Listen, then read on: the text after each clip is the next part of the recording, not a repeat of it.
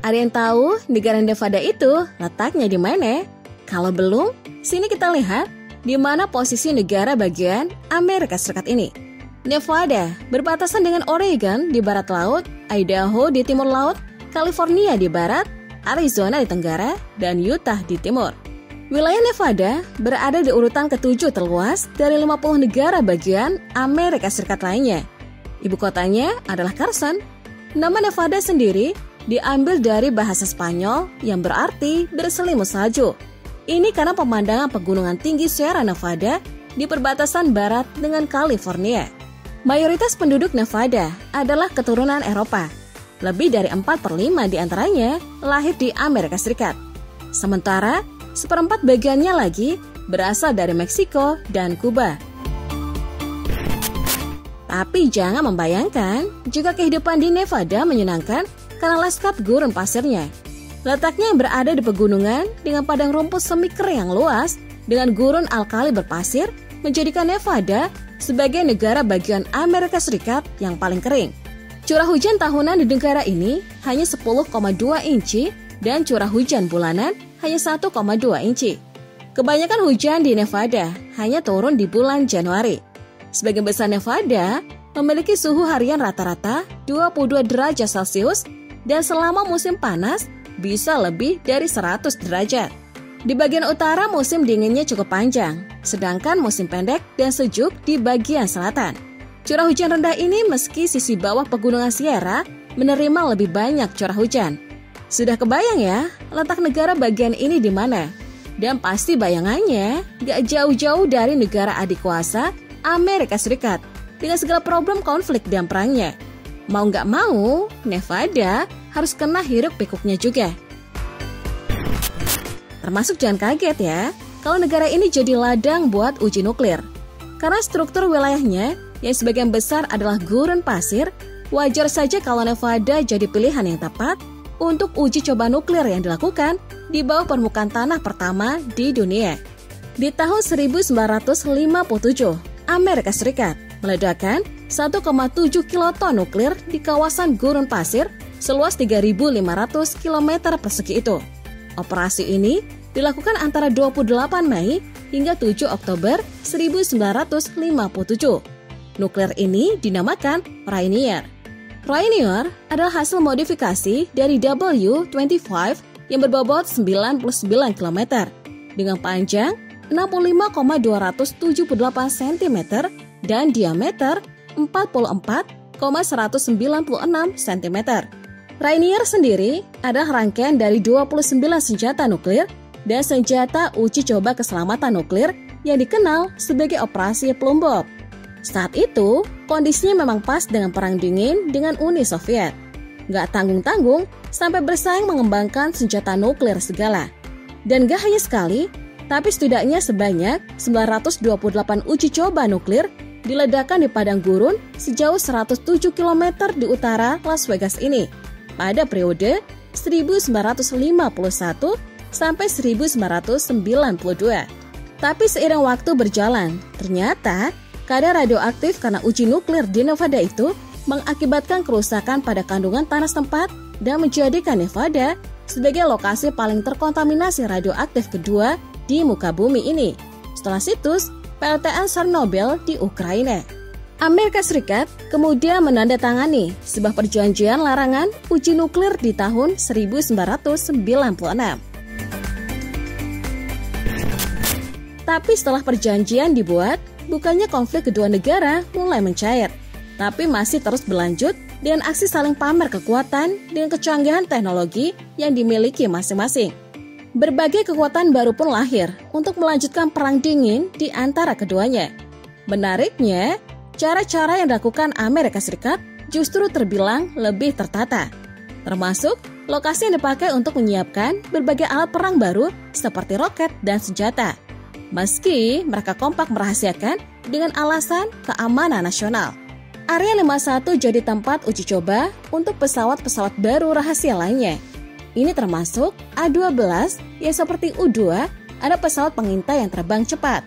A-12 pertama kali diterbangkan di Bandara Homei pada 1962.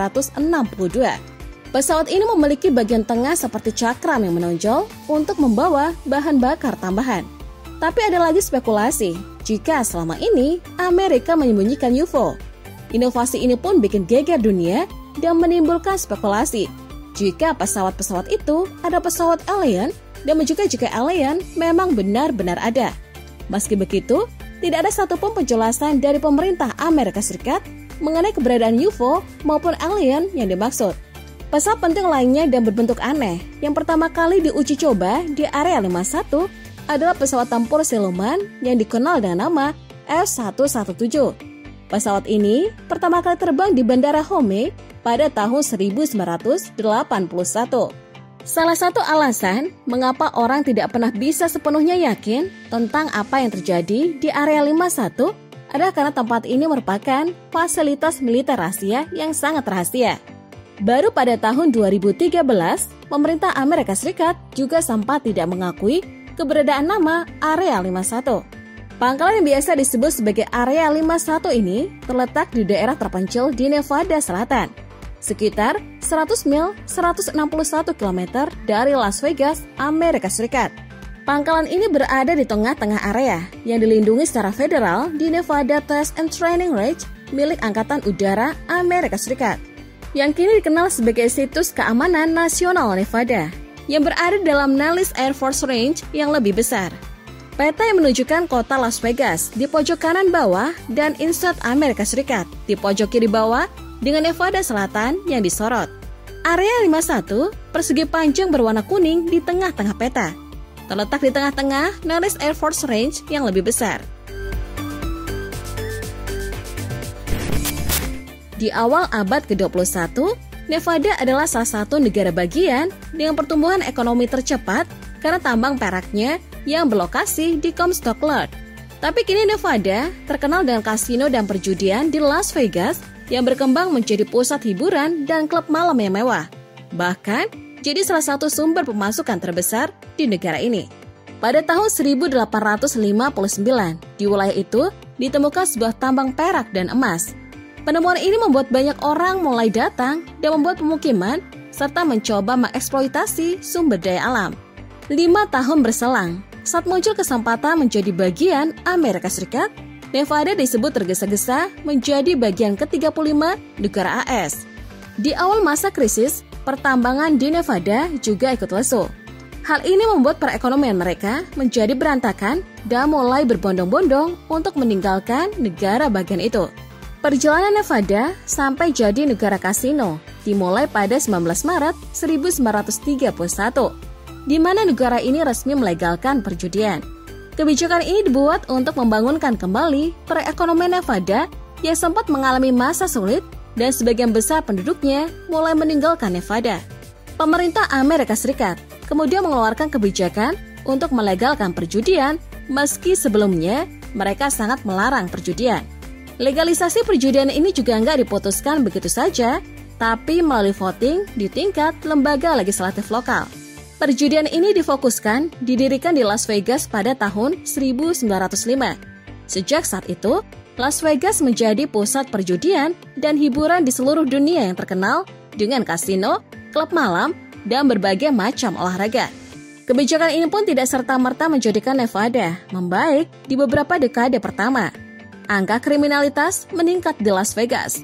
Baik kejahatan individu maupun yang terorganisir mulai lahir dan berkembang. Meski begitu, perjudian tetap menjadi pemasok terbesar pajak dan hingga saat ini menjadi pendapatan terbesar Nevada. Ternyata semerawutnya Nevada juga diperburuk sama kondisi pelayanan kesehatan yang belum memadai. Negara ini bahkan berada di urutan 20 terburuk dari semua negara bagian Amerika Serikat. Tidak hanya dari layanan, tetapi juga fasilitasnya. Letak Nevada yang jauh dan terpencil juga membuat perjalanan menuju rumah sakit bisa memakan waktu 3 hingga 4 jam. Tidak berhenti sampai di situ saja, Nevada juga menempati peringkat ke-48 untuk layanan kesehatan perempuan.